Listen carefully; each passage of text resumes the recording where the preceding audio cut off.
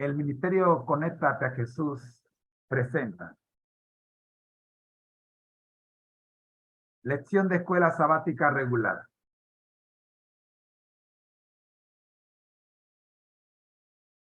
Agradecemos a www.escuelasabáticamaestros.com por la cortesía que tienen para con nosotros y el mundo entero al publicar este material. Lección número 1. Parte de la familia de Dios. Para el 7 de enero del año 2023.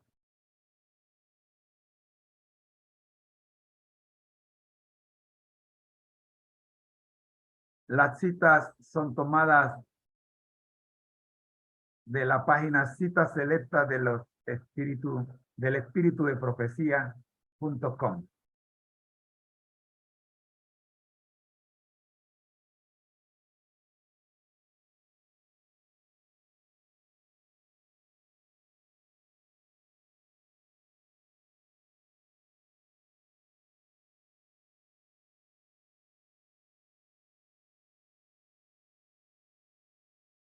El primer trimestre del año hablaremos de mayordomía. El segundo trimestre hablaremos de el mensaje de los 3 ángeles. El tercer trimestre veremos Efesios. Y el cuarto trimestre veremos norma cultural y mente. Norma cultural y mente misionera de personajes bíblicos. Eso en este año. Le invitamos a descargar el video que está en YouTube. Ustedes pueden visitar la página y descargar el video. Vamos a la lección número 1. Parte de la familia de Dios. Oramos. Nuestro Dios que estás en el cielo, gracias te damos, Señor, por permitirnos en esta hora el estudio de la lección de escuela sabática regular. Sea, Señor, con los hermanos que se han esforzado para preparar este material. Con el Departamento de Escuela Sabática a nivel mundial. Que cada 5 años, con 5 años de anterioridad, preparan este material. Oramos, buen Dios, para que el propósito del mismo se cumpla en Jesús. Amén.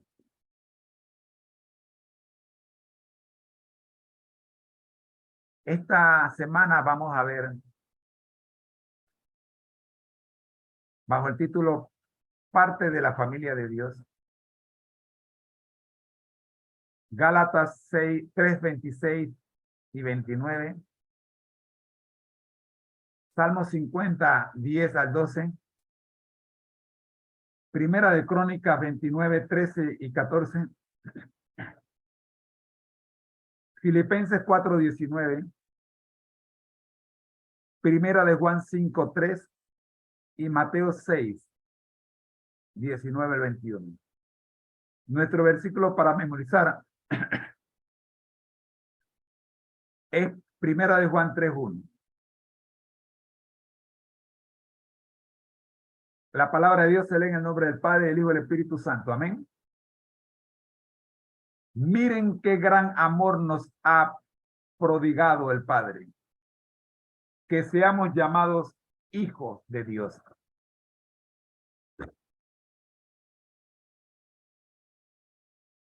Como cristianos, una característica asombrosa de nuestra relación con Dios es que Él confía en nosotros para administrar sus asuntos en la tierra.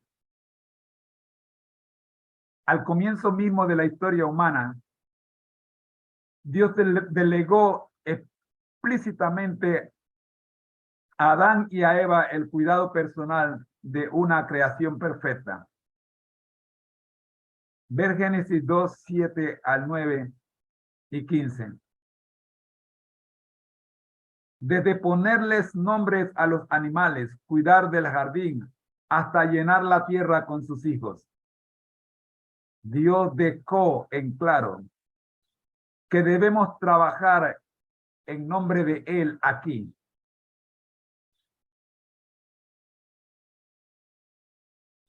Él también nos bendice con recursos, pero a nosotros nos encomendó administrarlos.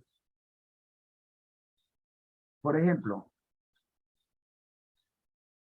recaudar fondos, emitir cheques, hacer transferencias electrónicas, confeccionar presupuestos o llevar nuestros diezmos y ofrendas a la iglesia los sábados de mañana. Dios nos anima a emplear los recursos que nos ha dado para nuestras necesidades, para las necesidades de los demás y para el avance de su obra. Y aunque parezca increíble, Dios nos confió a nosotros la crianza de sus hijos, la construcción de sus edificios y la educación de las generaciones venideras. En el estudio de esta semana, exploraremos los privilegios y las responsabilidades de formar parte de la familia de Dios.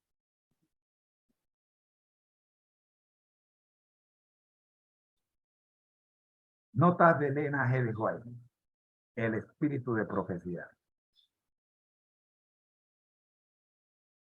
Están aprendiendo en este mundo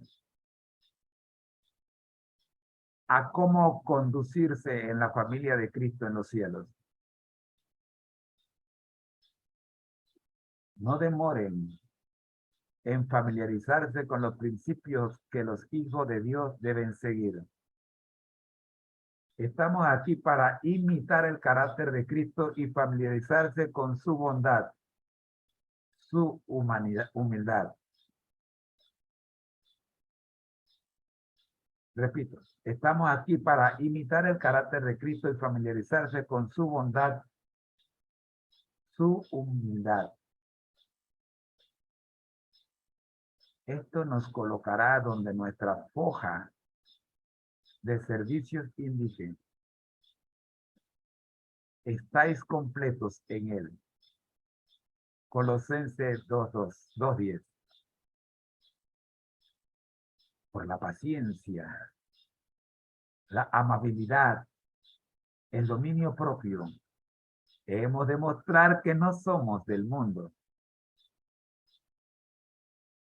que día tras día estamos aprendiendo las lecciones que nos harán idóneos para entrar en la escuela superior. Matutina, alza tus ojos, página 246.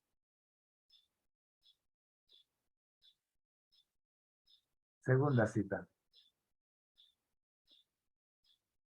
De Palabras de Vida del Gran Maestro, páginas 149 y 150. Mirad cuál amor nos ha dado el Padre, que seamos llamados hijos de Dios. Primera de Juan 3:1. Y Cristo dijo: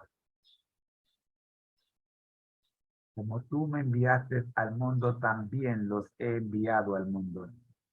Juan 17:18. Para cumplir lo que falta de las aflicciones de Cristo por su cuerpo, que es la iglesia. Colosenses 1:24.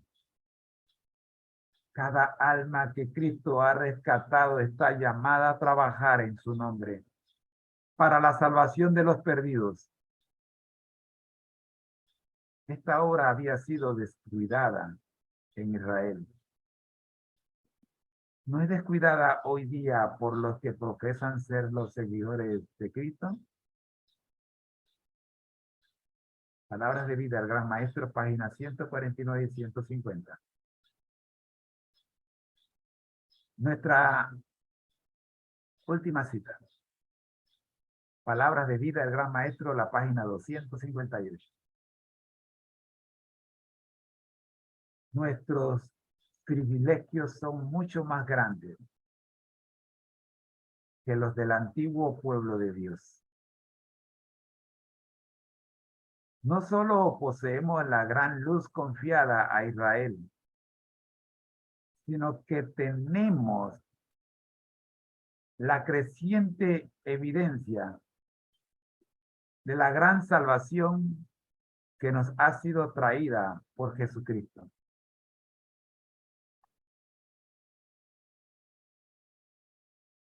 Aquello que era tipo y símbolo para los judíos, es una realidad para nosotros.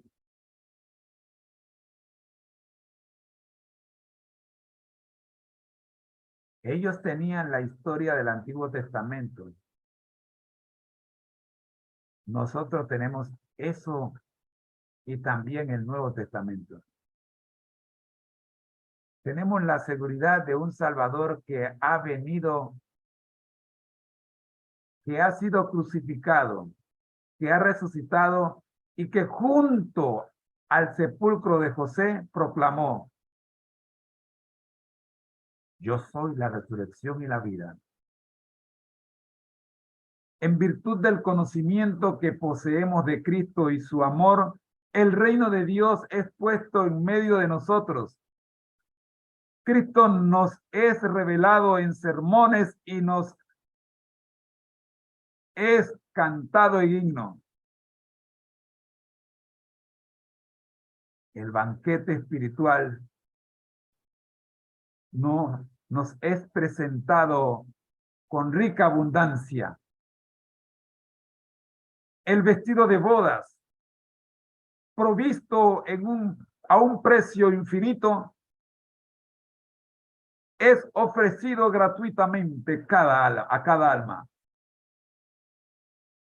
¿Qué otra cosa podía hacer Dios que no haya hecho al proveer la gran cena, el banquete celestial? Palabras de vida del Gran Maestro. Página 258. Una cita más. El Padre Celestial tiene derecho sobre ustedes, pues sin que se lo soliciten y sin que haya méritos de parte de ustedes, les da la plenitud de su providencia. Y más aún, les ha dado todo el cielo en una dádiva, la de su amado Hijo, como retribución por este don infinito. Les pide obediencia voluntaria, por cuanto son comprados por precio. La misma preciosa sangre del Hijo de Dios. Él requiere que hagan el debido uso de los privilegios que disfrutan. Las actitudes intelectuales y morales son dones de Dios, talento que se les han confiado para que los aprovechen sabiamente, y no tienen la libertad de dejarlos latentes por falta del debido cultivo, o que sean mutilados o atrofiados por la inacción. A ustedes les toca decidir si habrán o no de hacer frente fielmente a las pesadas responsabilidades que descansan sobre ustedes, si sus esfuerzos serán o no bien dirigidos, y si serán o no los mejores de que son capaces. Mensaje para los jóvenes. Página 28. Mis queridos amigos, esta fue la lección introductoria para esta semana. A continuación, vamos a ver la lección para el día de hoy. Domingo 1 de enero. Pero antes, les invito a compartir este link con sus amistades. Atrévase a compartirlo. Yo sé que usted ayer me estuvo mandando las felicitaciones de Año Nuevo y se lo agradezco de todo corazón. Pero ahora le invito a que comparta el mejor regalo que usted puede regalar a sus amistades comenzando el año. La palabra de Dios.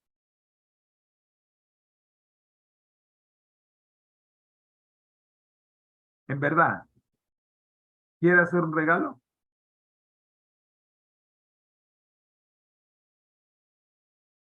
Comparta este link. Yo lo estoy haciendo. Voy a compartirlo con 4 grupos.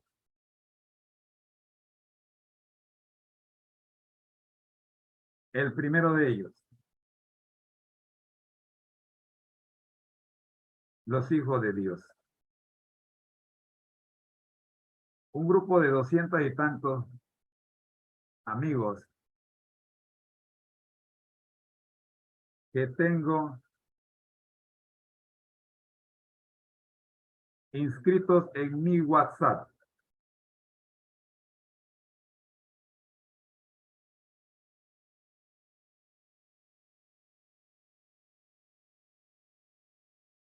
Le invito a todos a hacer lo mismo.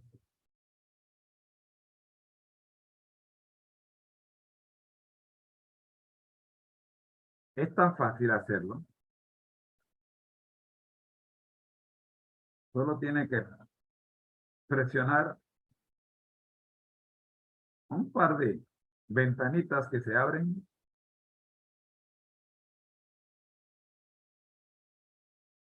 y deje que el celular o el computador haga el resto. Así tan fácil. Ya estamos compartiendo.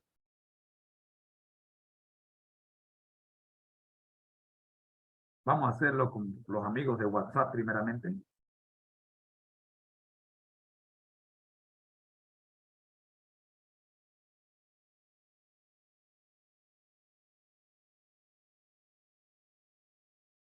Como teníamos el celular apagado, tarda un poco.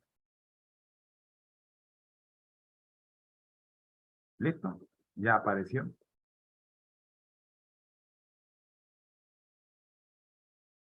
Después de compartirlo con los amigos de WhatsApp, le invitamos a los amigos de Instagram, de Facebook, de YouTube, de Twitter, de Twitch, de Link, todas las redes.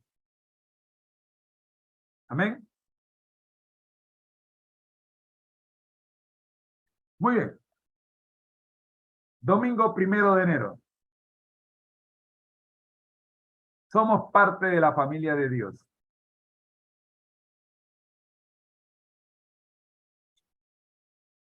Efesios 3, 14, 15 nos dice: por esta causa doblo mis rodillas ante el Padre de nuestro Señor Jesucristo, de quien toma nombre toda la familia de los cielos y de la tierra.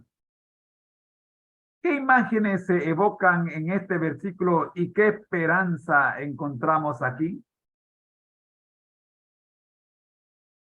al principio del ministerio de Jesús,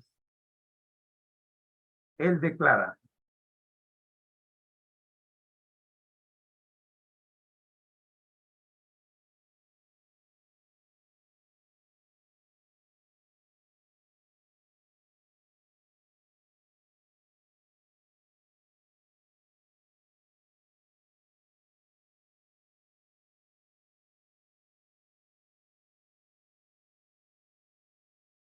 ustedes, pues, oren así: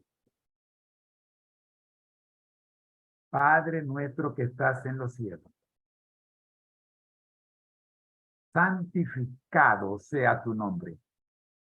Mateo 6:9. Más adelante en privado repite la misma oración a sus discípulos, Lucas 11:2. Jesús nos dijo que llamáramos Padre a Padre nuestro que estás en los cielos, a su propio Padre. Cuando Jesús se encontró con María después de su resurrección, ella quiso abrazarlo. Jesús le dijo: no me toques, porque aún no he subido a mi Padre, sino ve a mis hermanos y diles: subo a mi Padre y a vuestro Padre, y a mi Dios y a vuestro Dios. Juan 20:17. Como tenemos el mismo Padre que Jesús, Él es nuestro hermano. Y todos somos hermanos en el Señor. Jesús se hizo miembro de la familia terrenal para que nosotros pudiéramos llegar a ser miembros de la familia celestial. La familia del cielo y la familia de la tierra son una. Deseado de toda la gente, página 775. Lee Éxodo 3:10, 5:1, Gálatas 3:26 y 29. ¿Qué dicen estos versículos acerca de cómo se relaciona Dios con nosotros? ¿Por qué esto debería ser tan alentador? Éxodo 3:10. Ven, por tanto, ahora, y te enviaré a Faraón para que saque de Egipto a mi pueblo, los hijos de Israel. Éxodo 5:1. Después Moisés y Aarón entraron a la presencia del Faraón y le dijeron: Jehová, el Dios de Israel, dice así: deja ir a mi pueblo a celebrarme fiesta en el desierto. Gálatas 3:26 y 29. Pues todos sois hijos de Dios por la fe en Cristo Jesús. Y si vosotros sois de Cristo, ciertamente el linaje de Abraham sois y herederos según la promesa. En contraste con la visión de la creación en la que se nos considera meros productos de leyes naturales frías e indiferentes, las Escrituras enseñan no solo que Dios existe, sino que además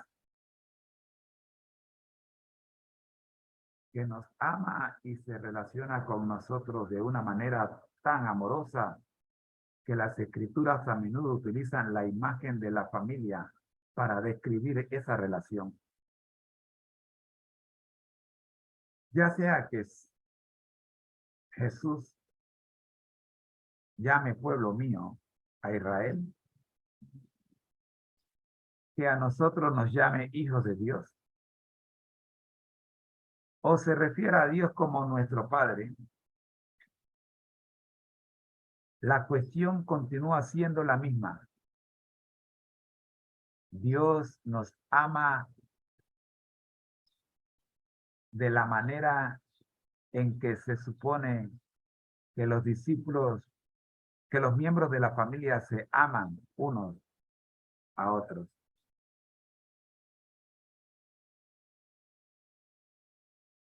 Qué buenas noticias en medio de un mundo que de por sí puede ser muy hostil. Imagina un mundo en el que tratamos a todos como familia. ¿Cómo podemos aprender a relacionarnos mejor con todos los seres humanos como nuestros hermanos? En las notas de El Espíritu de Profecía tenemos la primera cita de la matutina Alza tus ojos, página 356. El mundo contempla con alegría la desunión que se ve entre los cristianos. Los infieles se complacen. Dios pide un cambio en su pueblo. La unión con Cristo y la mutua es nuestra única seguridad en estos últimos días. No demos a Satanás la ocasión de señalar a nuestros enemigos de iglesia y decir, miren cómo se odia a la gente que está bajo la bandera de Cristo. No tenemos nada que temer de ellos, mientras empleen sus fuerzas en luchar entre sí. Después de los descensos del Espíritu Santo, los discípulos salieron a proclamar al Salvador resucitado con un deseo único de salvar almas.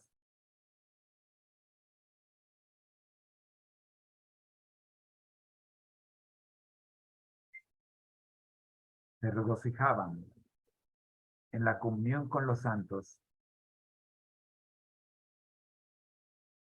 Eran tiernos, considerados, abnegados, dispuestos a realizar cualquier sacrificio en favor de la verdad.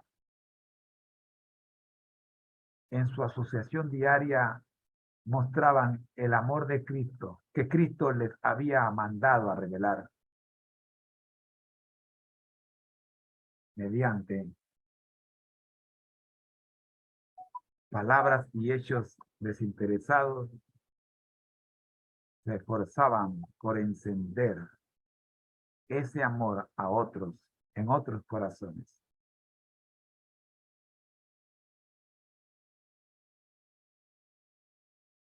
Matutina, alza tus ojos. Página 356. Nuestra segunda cita se encuentra en un libro parcialmente conocido como a fin de conocerle, pero en inglés, That I May Know Him.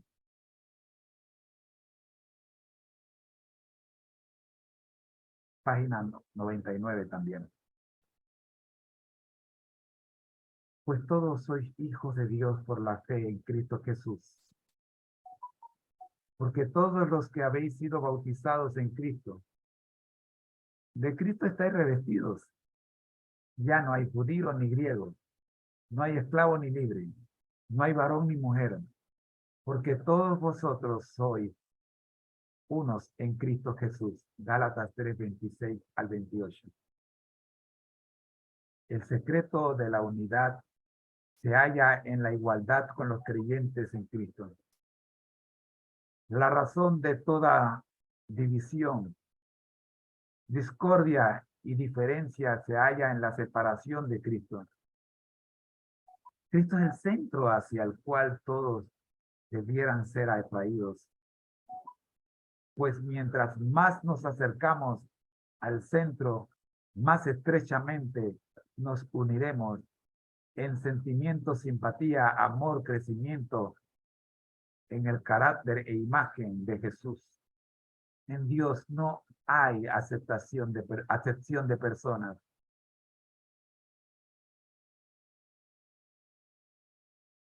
Nuestra siguiente cita se encuentra en la matutina Cada día con Dios, página 181. En cada corazón debiera albergar, cada corazón debiera albergar simpatía humana. Es un atributo de Dios y nunca se la debería descartar. Todos vosotros sois hermanos, Mateo 23:8. Dios ha depositado sobre los hombres la responsabilidad de brindar simpatía a su semejante, de ayudar al necesitado, al herido y al maltratado. Muchos se desmoralizan por causa de su propia conducta, pero cada miembro de la familia humana puede comprender cómo Dios, la causa de su miseria, que muchos se desmoralizan por causa de su propia conducta, pero ¿qué miembro de la familia humana puede comprender como Dios la causa de su miseria? Existe actualmente en el mundo, existen actualmente en el mundo muchas personas heridas, muchos corazones tristes que necesitan alivio.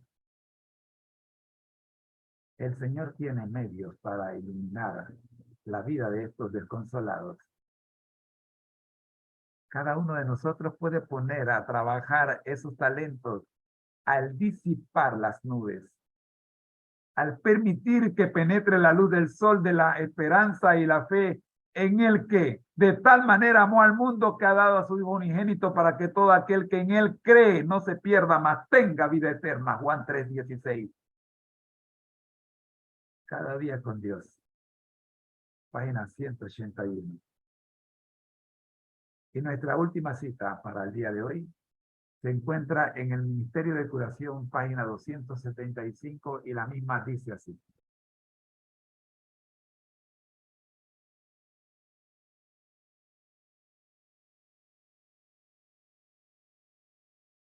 El que creó a Eva para que fuese compañera de Adán, realizó su primer milagro en una boda, en la sala donde los magos y parientes se regocijaban. Cristo principió su ministerio público. Con su presencia sancionó el matrimonio, reconociéndolo como institución que él mismo había fundado. Había dispuesto que hombres y mujeres se unieran en él en santo lazo del matrimonio, en el santo lazo del matrimonio, para formar familia cuyos miembros coronados de honor fueran reconocidos como miembros de la familia celestial. Cristo honró también las relaciones matrimoniales al hacerlas símbolo de su unión con los redimidos. Él es el esposo y la esposa es la iglesia, de la cual, como escogida por él, dice: toda tú eres hermosa, amiga mía, y en ti no hay mancha. Cantares, capítulo 4, versículo 7. El Ministerio de Curación, página 275. Mis amigos,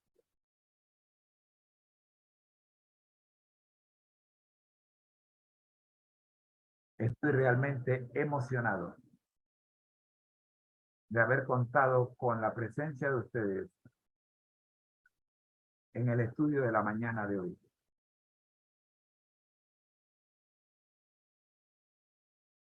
Para cerrar este estudio, tenemos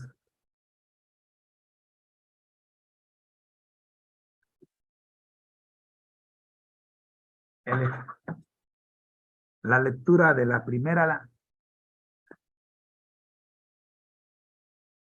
de las 28 creencias fundamentales de los adventistas del séptimo día. Escuchemos.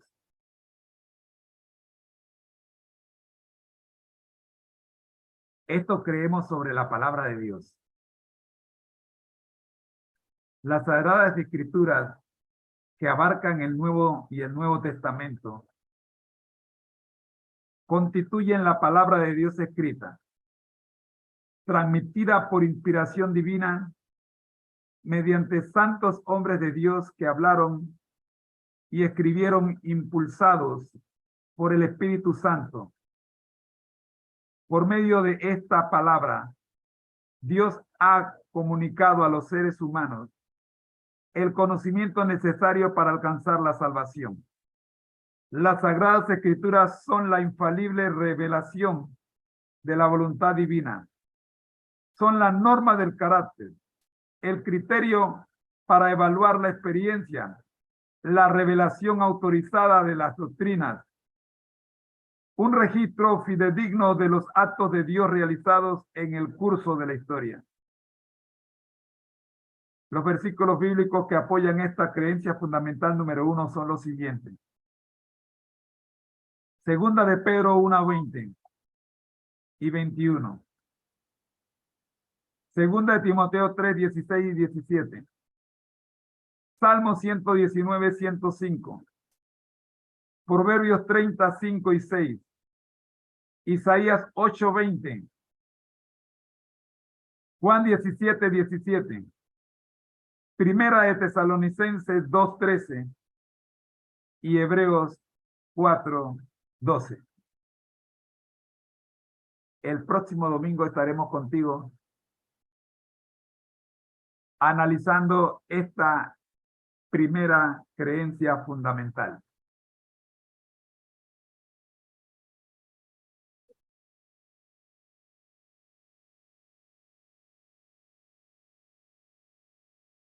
Perdón, dije el próximo domingo. No, disculpen.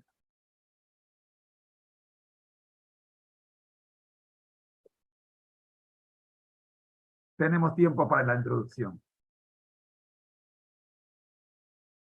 Desde nuestros primeros años como iglesia, los adventistas del séptimo día nos han venido considerando. Repito, desde nuestros primeros años como iglesia, los adventistas del séptimo día nos hemos venido considerando el pueblo del libro. De manera especial, esta expresión nos ha sido aplicada por la fama que tenemos de ser asiduos estudiantes de las Sagradas Escrituras. Para los primeros adventistas, la palabra de Dios tenía un valor exclusivo y primordial. Jaime White expresó esta gran verdad en 1847, cuando escribió: la Biblia es nuestra única norma y práctica de fe. Las Sagradas Escrituras fueron el fundamento sobre el cual establecieron su fe. En 1894, Elena G. de White escribió que nuestra posición y fe se basan en la Biblia. Libro El Evangelismo, capítulo 8, página 190. Y la anterior cita está en el libro A Word to the Life Flock, página 13. Toda doctrina y práctica ha de tener sus raíces en la palabra de Dios. Las escrituras nos han servido de inspiración y de guía para la educación y crianza de nuestros hijos. La palabra de Dios ha sido una fuente que nos ha llenado de valor para enfrentar los desafíos de la vida. Ha sido la voz que nos ha guiado en un mundo donde inspira la confusión. Para los adventistas, el día debe comenzar con la lectura de la Biblia y concluir al igual modo. Según los datos arrojados por una encuesta preparada por el grupo Barna, entre enero del 2000 y junio del 2001,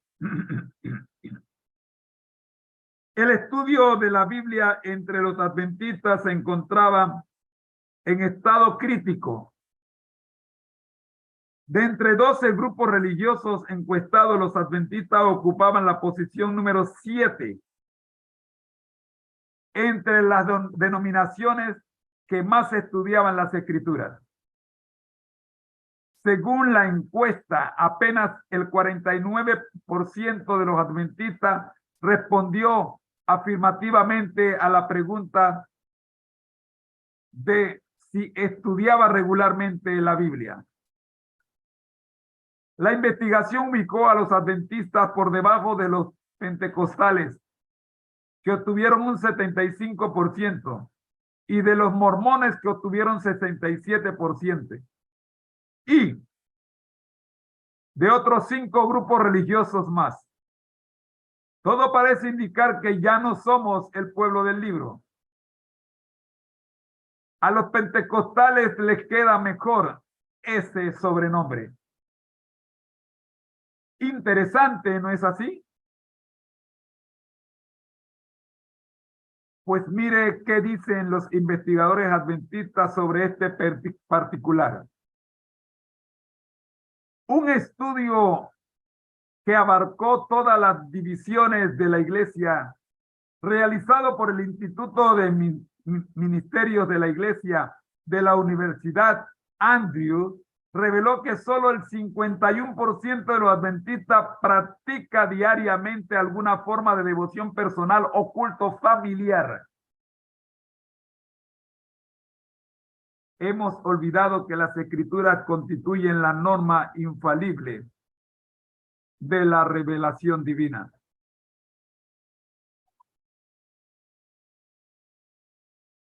Recordemos lo que los adventistas creemos sobre la palabra de Dios.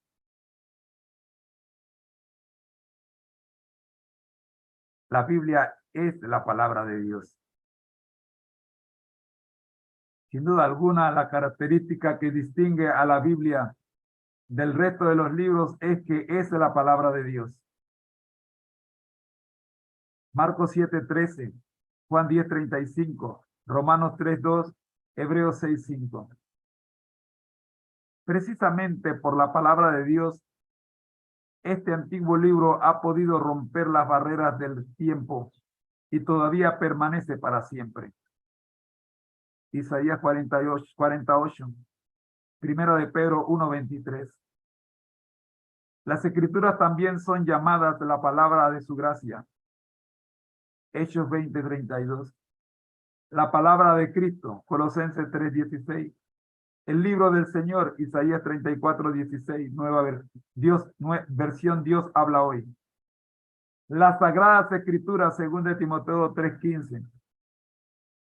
Dios y su palabra se hallan indisolublemente vinculados. Por ejemplo, en Gálatas 3:8, Pablo dice que la escritura,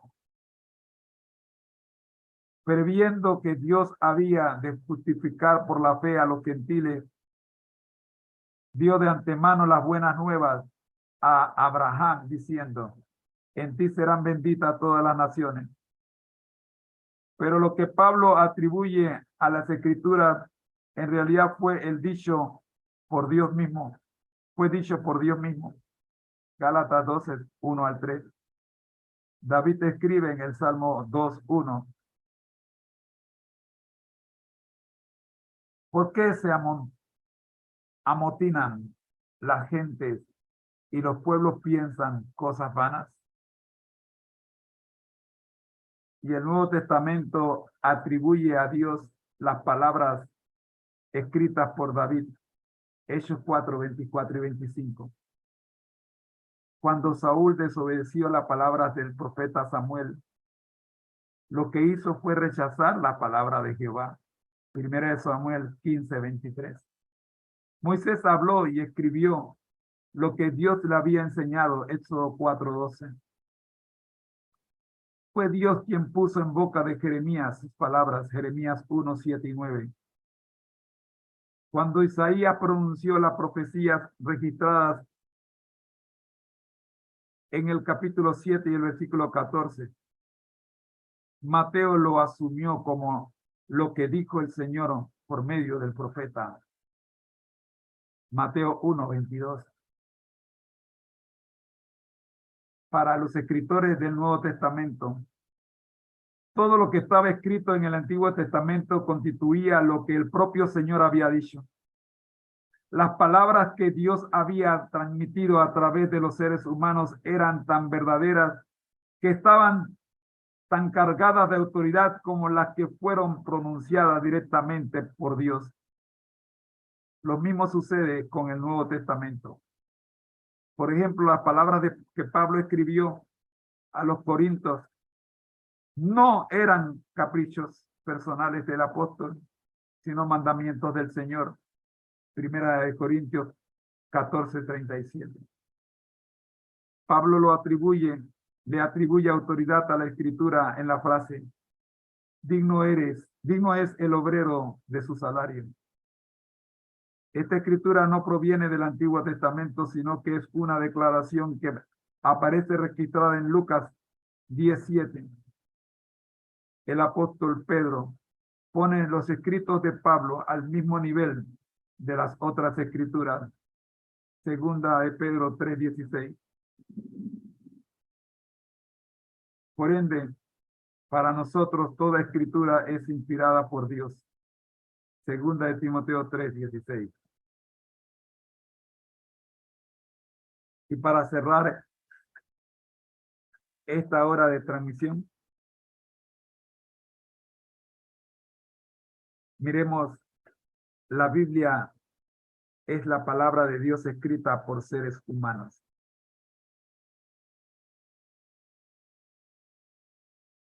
Moisés escribió todas las palabras de Jehová.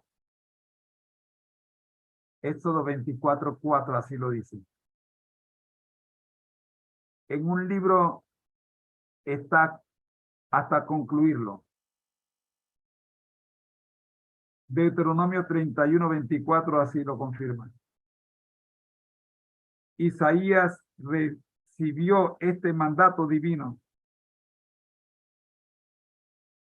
En Isaías 38 leemos: ve pues ahora y escribe esta visión en una tabla en presencia de ellos y regístrala en un libro para que quede hasta el día postrero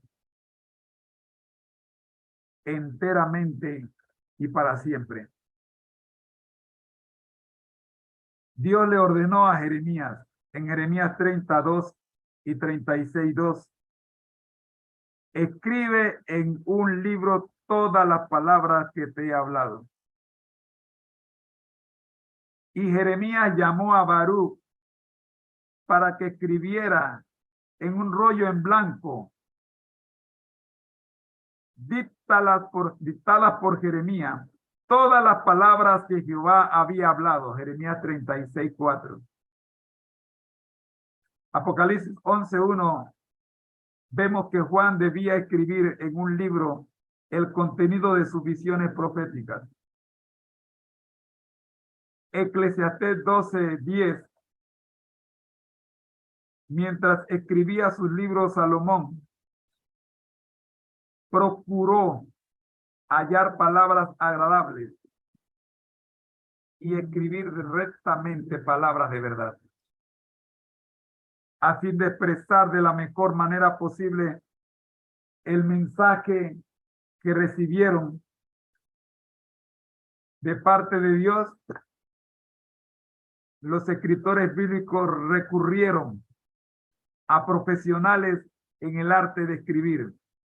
Pablo, a pesar de su preparación académica, usó las habilidades editoriales de Tercio para redactar su epístola a los romanos, Romanos 16:22. Pedro escribió su primera epístola con la ayuda de Silvano, primero de Pedro 5:12, nueva versión internacional. Los escritores de la Biblia eran los escribientes de Dios, no su pluma. Mensajes selectos, capítulo 1, tomo 1, página 24.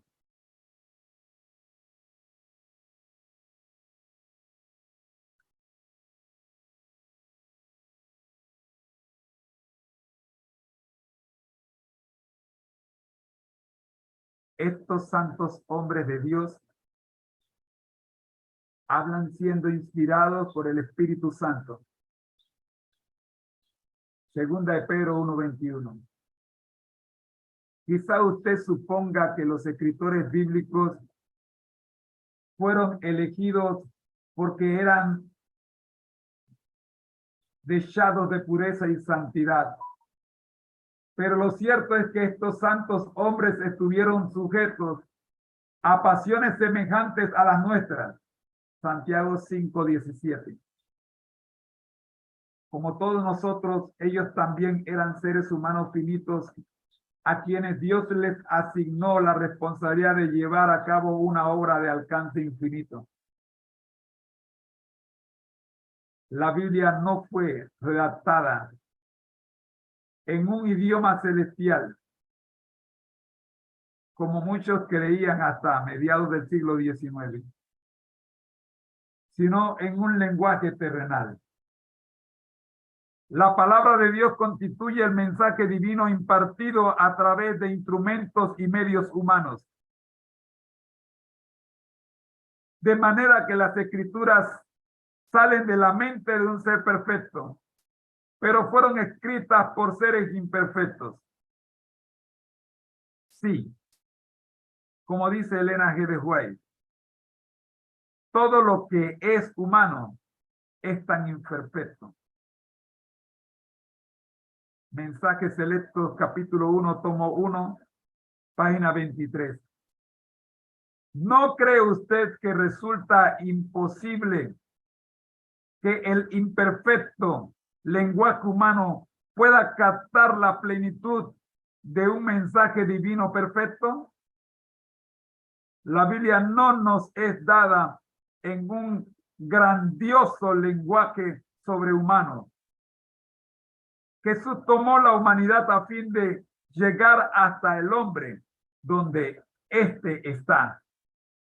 La Biblia debió ser dada en el lenguaje de los hombres. Todo lo que es humano es imperfecto. Diferentes significados se expresan con la misma palabra. No hay una palabra para cada idea distinta.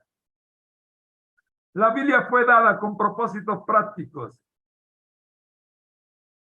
Mensajes selectos, capítulo 1, tomo 1, página 23. Te esperamos el próximo domingo.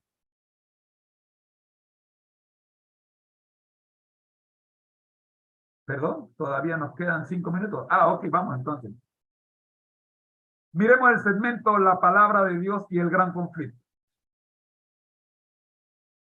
Desde el Edén, la estrategia de Satanás ha consistido en invalidar la palabra de Dios y en lugar de ella imponer la tradición de los hombres.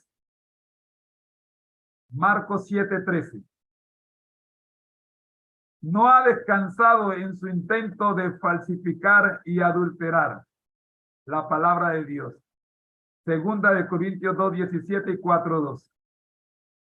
En algunos casos, el diablo ha tenido éxito y ha llevado a multitudes de personas a aceptar como doctrinas mandamiento de hombre. Mateo 15:9 y revise Colosenses 2:22 para confirmarlo. Por prestar atención a las fábulas de nuestros adversarios, algunos apostatarán de la fe, escuchando a espíritus engañadores y a doctrinas de demonios. Segunda de Corintios 4:4 y segunda de Timoteo 4:4 y primera de Timoteo 4:1. El diablo es consciente de que si logra distraer nuestra atención de la palabra de Dios, habrá conseguido despojarnos del arma más eficaz en nuestra batalla contra él, contra el mal. Pablo define la Biblia como la espada del Espíritu, Efesios 6:17.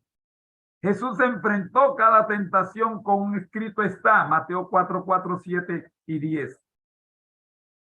El hecho de que la palabra de Dios permanezca en nosotros constituye la garantía de que venceremos al maligno. Primera de Juan 2:14.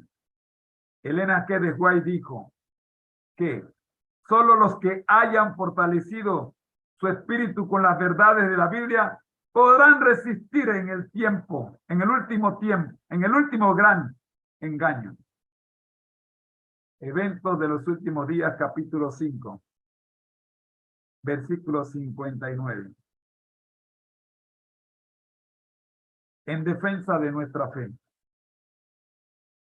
Los descubrimientos arqueológicos nos ayudan a entender el texto bíblico. La Biblia es una impresionante colección de libros antiguos. Desde los tiempos de Moisés hasta el apóstol Juan transcurrieron aproximadamente 1500 años. Durante esos 15 siglos, no solo hubo cambios de idioma, sino también cultura. Nos trasladamos de la vida nómada de los patriarcas hasta la era de la civilización grecolatina. Atrás quedaron los imperios de los reyes y faraones. Han cedido su lugar a los césares. Todos estos cambios quedan reflejados de una u otra manera en la redacción del texto bíblico. Por ejemplo, cuando leemos el Génesis, nos asombramos al ver algunas de las cosas que hicieron los patriarcas. Sin embargo, eran acciones aceptables en su época. Y si avanzamos hasta llegar al libro de los Hechos de los Apóstoles, recibimos una clase de la cultura, la política y la geografía del Imperio Romano. Debido a estos cambios, el estudio de la Biblia debe auxiliarse de algunas ciencias que nos ayuden a entender mejor el mundo de los personajes que forman parte de su relato. Una de esas ciencias es la arqueología. La palabra arqueología viene del griego argois, antiguo, y logos, conocimiento. La arqueología es el estudio de las cosas antiguas. Esta palabra fue utilizada por Tucídides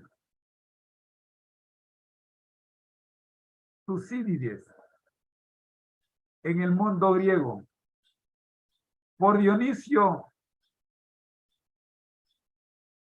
de Carnoso en el mundo romano,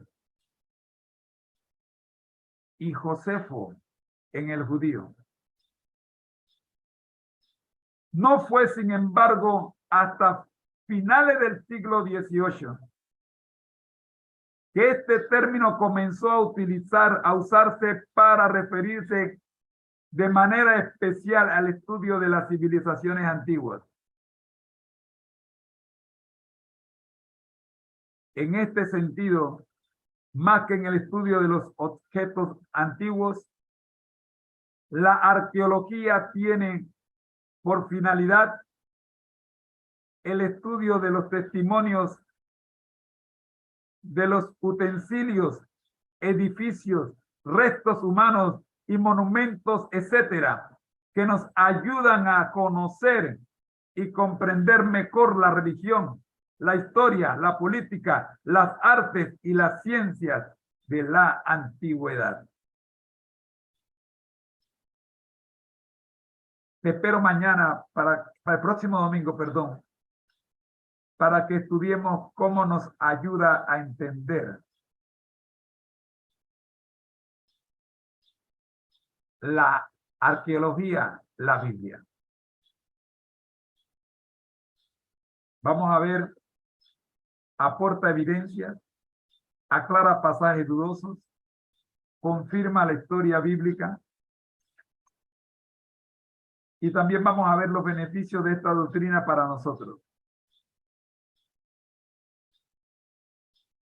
Es tiempo de orar.